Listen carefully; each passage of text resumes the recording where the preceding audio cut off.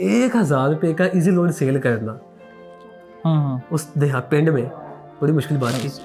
किसी ने 30 का करवाना, किसी ने 50 का, और पूरा 1000 जब कंप्लीट होना तब आपको कितने मिल रहे? ₹26 मिलते थे मुझे। 1000 के पीछे ₹26। और मेरी कोशिश होती थी कि मेरा कोई आज ₹2000 का लोन निकल जाए, यार 50-70 तो बने, ठीक है, और वो 50-70 लेके घर चले जाना। अल्लाह के कदम से ये किताब लिखती, और मैं अभी भी अपने आप को लिखारी नहीं कहता। अल्फाज लिखने वाले लोग वासिफ अली वासिफ रहमतुल्लाह ताला जैसे थे, और वो बहुत बड़े लोग थे।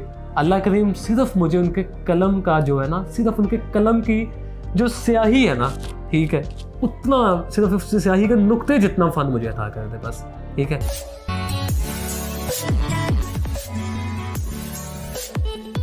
अस्सलाम वालेकुम नाज़रीन, मैं आपका host Mian Nabi zero to hero YouTube channel से आज एक real zero to hero story लेके आपके सामने हाजिर हैं।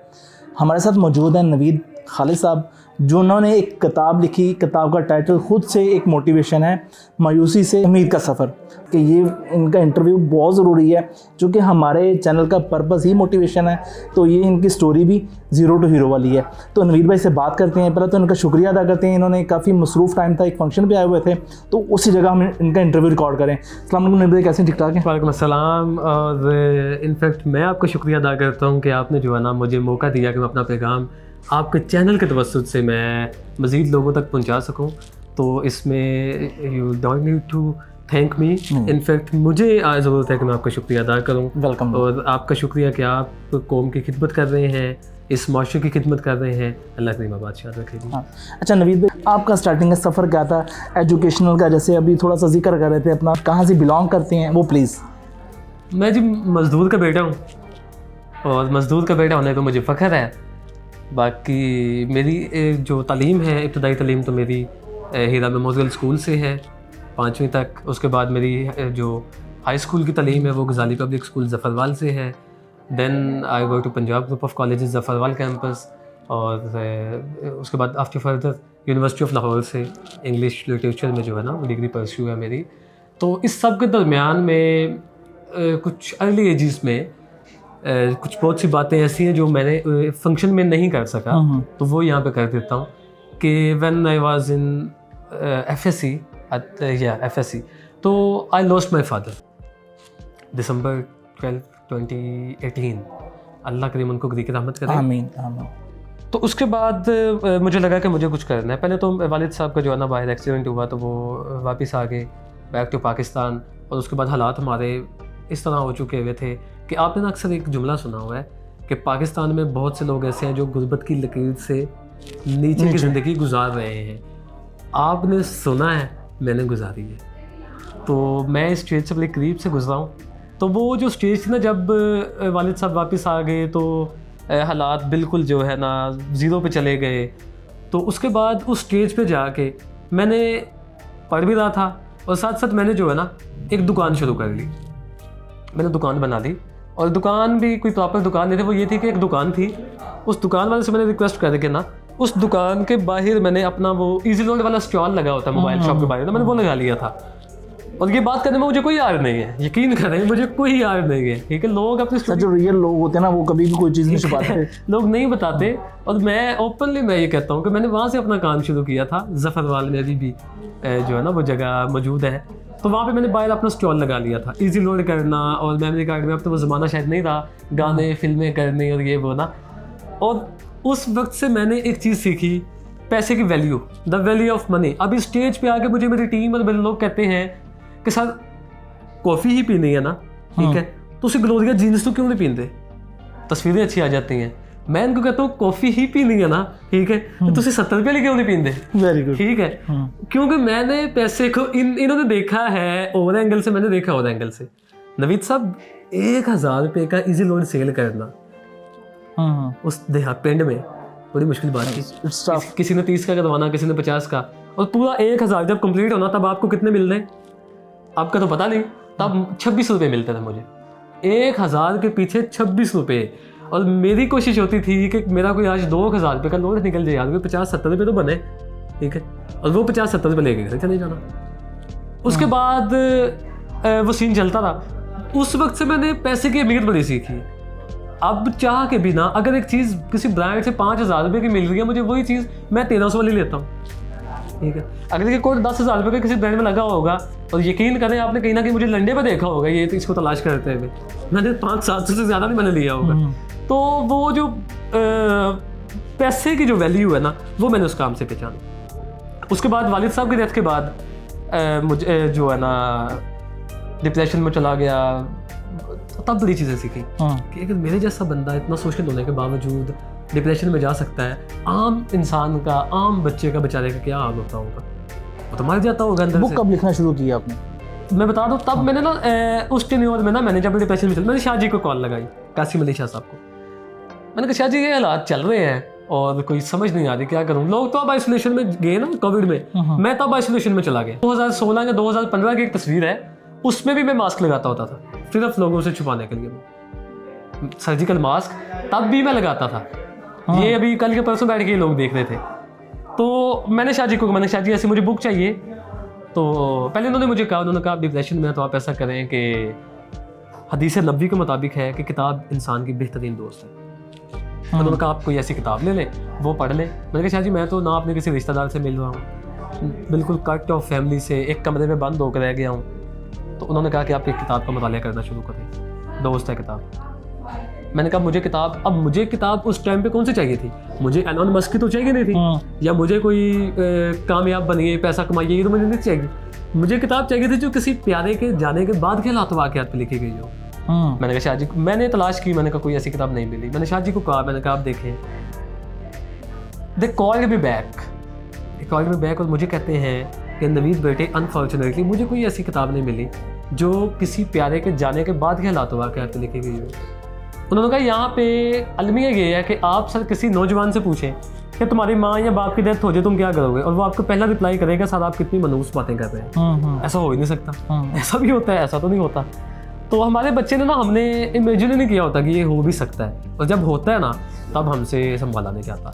तो फिर मैंने कहा मैं क्या करूँ? उन्होंने कहा यू हैव ओनली 2 ऑप्शंस, कि या तो कुएं के मेंढक बने रहो, ठीक है, ऐसे ही ज़िंदगी गुजार दो, तुम्हारे पीछे आने वाले खुदकुशी करें, और यहाँ पीछे आने वालों के लिए एक रोल मॉडल बन जाओ, अपने किताब खुद लिख दो। Very good. अब सर होता ये है कि एक बंदा जिसने कोई 5, 7, 10 किताबें लिखी है ना, उसके लिए तो ये काम कहना बहुत आसान है कि अपनी किताब खुद लिख दे, ठीक है। उन्होंने कह दिया, उनके लिए बड़ा आसान था। जिसने बेचारे ने भी शुरू करना लिखना, उसके लिए तो पहाड़ टूट गया। मैंने कहा मैं और किताब जा गालिब कोई काम नहीं गल गया। तो लिहाजा मैंने वो शुरू की किताब। तो मैंने क्या किया, मैंने ना डेली बेस पे वो चैलेंजेस जो बाप या माँ के जाने के बाद फेस करना पड़े थे, मैंने वो लिखना शुरू कर दिया जो मुझे फेस करने पड़े। 30 दिन 30-40 चैलेंज लिख के मैं शाह जी के पास हाजिर हो गया। मैंने कहा शाह जी ये प्रॉब्लम्स मैं लिख के आ गया हूँ। उन्होंने कहा अल्लाह के बंदे, प्रॉब्लम्स लिखने वाले सोसाइटी में बहुत है, अगर तुमने भी प्रॉब्लम्स लिखनी थी no need to write, solution लिखो। फिर मैंने दोबारा वापस आके मैंने शुरू किया, वो 30 दिन वाली किताब ज़ाया गई, तो दोबारा लिखी एक किताब। फिर जनाब क्या हुआ, सारे सोल्यूशन लिख लिए और वो जो प्रॉब्लम्स थी ना वो गुम गई, वो वाले पेज गुम गए। मैं वापस गया, मैंने कहा सीन होया है। उन्होंने कहा वापस दोबारा लिख। 30 अटेम्प्ट में ना मैंने ये चीज़ें अल्हम्दुलिल्लाह के कदम से, मौला पंजतन पाक के सदके, वालिदैन की दुआओं से, आप जैसे अप्रिशिएट करने वाले दोस्तों के तावन से मैंने वो लिख के बाकायदा उनको जाके चेक कराई, और उन्होंने ना सिर्फ देखा उसको सराहा, अपने ऑटोग्राफ के साथ मुझे जो है ना अपने चंद अल्फाज दिए किताब पे पब्लिश करने के लिए। शेख आतिफ हिफ़्ज़ुल्लाह उन्होंने ये किताब जो उन्होंने ये अल्फाज अपने दिए। उसके बाद शहजाद गिलानी साहब हैं और ताहिर साहिम साहब हैं, राहत मुस्तफ़ा साहब, इन तमाम ने इसको जो है ना एक्नॉलेज किया उस किताब को। और उसके बाद मैं वो मार्केट में लेके आया, और वो किताब जब आप पढ़ते हैं, पढ़ने वाले को ना पहले 3-4 सफ़ों में ही ना एक चीज़ नज़र आ जाती है। वो आगे मुझे कहते हैं कि सर आप 3रे चैप्टर में जाके आप कहते हैं कि मैं लिखारी नहीं हूँ। तो मैंने कहा मैं वाकई लिखारी नहीं हूँ। एक लिखारी तो वो होता है जो अपने अल्फाज बेचने के लिए लिखते हैं, मैंने तो अपने सदके जारिये के लिए लिखे हैं। मैं लिखारी तो है ही नहीं शुरू से। अगर बाप की वफ़ात ना होती तो क्या मैं लिखारी बनता? कभी भी नहीं। सो अगर तब नहीं तो मैं लिखारी तो ना हुआ, ये तो मैंने बना दिया गया है ना, ठीक है। तो अल्लाह के करम से ये किताब लिख थी, और मैं अभी भी अपने आप को लिखारी नहीं कहता। अल्फाज लिखने वाले लोग वासिफ़ अली वासिफ़ रहमतुल्लाह ताला जैसे थे, और वो बहुत बड़े लोग थे। अल्लाह करीम सिर्फ मुझे उनके कलम का जो है ना, सिर्फ उनके कलम की जो स्याही है ना, ठीक है, उतना सिर्फ उस स्याही के नुक्ते जितना फ़न मुझे अता कर दे बस। ठीक है, ये मेरी दुआ है। अच्छा नवीद भाई बताएगा कि हम समझते हैं लाइफ के अंदर एक बड़ी चीज़ देखते हैं, हर कामयाब बंदे के पीछे एक कुछ शख्सियत, लोग कहते हैं औरत, मैं कहता हूँ शख्सियत, कुछ शख्सियत होती है। आपके पीछे वो शख्सियत कौन है? हर इंसान के पीछे ना वाकई एक शख्स का हाथ होता है, कोई ना कोई इंस्पिरेशन होती है। तो I really admire the one and only sir Kasim Ali Shah साहब, सर हसीब खान साहब, राशिद सईद साहब। अगर ये ना होते तो मैं देखिए ये वो उस्ताद हैं कि और वासिफ अली वासिफ साहब। अब वासिफ साहब से ना तो मैं मिला हूँ शाहजी की तरह, ना मैं कोई बिलमुशाफा मुलाकात है, ना मैंने उनके लेक्चर अटेंड किए हैं, लेकिन वासिफ साहब का नाम आज कतरा कतरा मेरी नजरें झुक जाती हैं। उनकी बुक्स मैं कहता हूँ कि कमाल है। मेरी और वासिफ साहब की मोहब्बत कुछ इस तरह है कि जो इकबाल के रूमी की मोहब्बत थी। ओए होए। इकबाल रूमी के ना 1000 साल के बाद पैदा हुए। इकबाल रूमी के 1000 साल के बाद पैदा हुए, और 1000 साल के बाद आने के बाद कहते हैं दुनिया में आगे इकबाल कि अगर रूमी ना होते तो मैं आज इकबाल ना होता। क्या बात। देखे उस्ताद कितना होता है। और इकबाल की मैं भी रूहानी उस्ताद थे वो, रूहानी उस्ताद। मैं इकबाल के भी रिसर्च कर रहा था कि मोहब्बत सच्ची हो ना तो फासले मैटर नहीं करते। इकबाल रहमतुल्लाह अलैह लाहौर में, मौलाना रूम वो वहाँ पे तो समंदर पार, और इकबाल की कब्र, जब इकबाल की वफात हुई, इकबाल की कब्र के लिए जो मिट्टी आई ना वो उनकी मौलाना रूम की कब्र से आई थी, एक मुट्ठी उन्होंने उस हुकूमत ने भेजी थी इनकी मोहब्बत को देखते हुए। और उसके बाद एक और मजे की चीज़ कि इकबाल की 2 कब्रें हैं, ये शायद सुनने वालों के लिए एक नई बात हो। इकबाल रहमतुल्लाह ताला अलैह की 2 कब्रें हैं, एक कब्र लाहौर में है।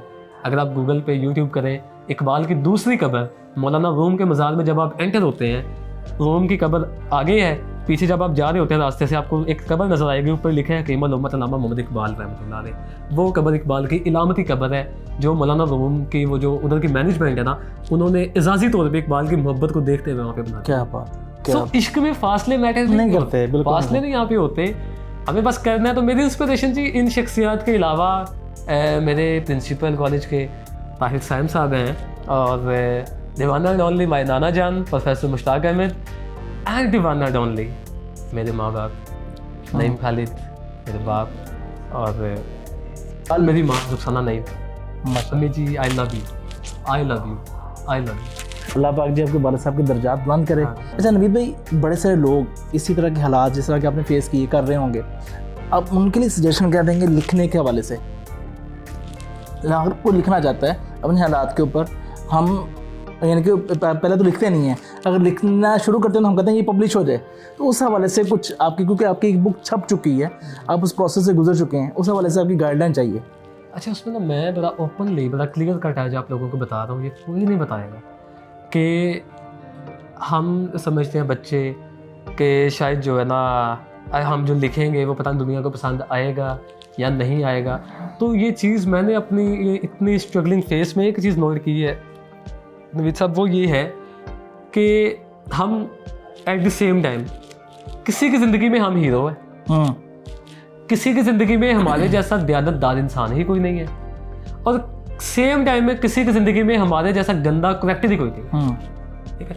सो यू कांट चेंज जो अगले की expectation, you can't change your thoughts, what you have to do, जो आप कर सकते हो वो सिर्फ करिए। अगर आपने भी ये सोचना ना है सबसे बड़ा रोग क्या कहेंगे लोग, लोगों का काम है कहना, तुम्हारा काम है करना। वो बड़ा प्यारा जुमला मुझे लगता है किसी ने कहा कि अगर तुमने भी यही सोचना है कि लोग क्या सोचेंगे, तो फिर लोग क्या सोचेंगे, ठीक है, तो फिर लोग क्या सोचेंगे, तू अपना काम कर, ओ दिया ओ जाने, तू अपनी तोड़ निभा। क्या बात। तो नौजवान बच्चों के लिए एक मैसेज है कि हो नहीं जाता करना पैंदा है, इश्क समंदर तुलना पैंदा है, सुख लई दुख भी झिलना पैंदा है, और आखिर में फिर हो नहीं जाता करना पैंदा है। तो ये करना पड़ेगा। बाकी लिखने के हवाले से ये है कि आप लिखें। अगर आपको नज़र आ रहा था कि नवीद खालिद की एक किताब पब्लिश हो चुकी है या फ्लांस राइटर की एक किताब पब्लिश हो चुकी है, तो खुदा की कसम जिनके एक आर्टिकल पब्लिश हुआ होता ना, उन बेचारों के 20-25 आर्टिकल रद्दी में भी जाते, ठीक है, हकीकत है। सो पहले खाक में मिल के जो है ना, आग में जल, खाक में आग में जलना पड़ता है, ठीक है, बड़ा कुछ फेस करना पड़ता है।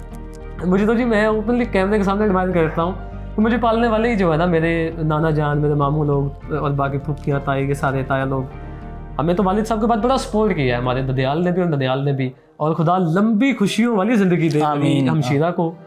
कि उस बेचारी ने ना अपनी लाइफ अपनी हायर स्टडीज़ परस्यू नहीं की, उसने जस्ट बैचलर्स के बाद उन्होंने जॉब शुरू कर दी सिर्फ हमारे लिए, हम छोटे बहन भाइयों को जो है ना उनको पालने के लिए। तो अभी उनकी शादी है इसी मंथ, तो अल्लाह उनको बहुत ज़्यादा नेक नसीब करे। बिशायर नईम का नाम है।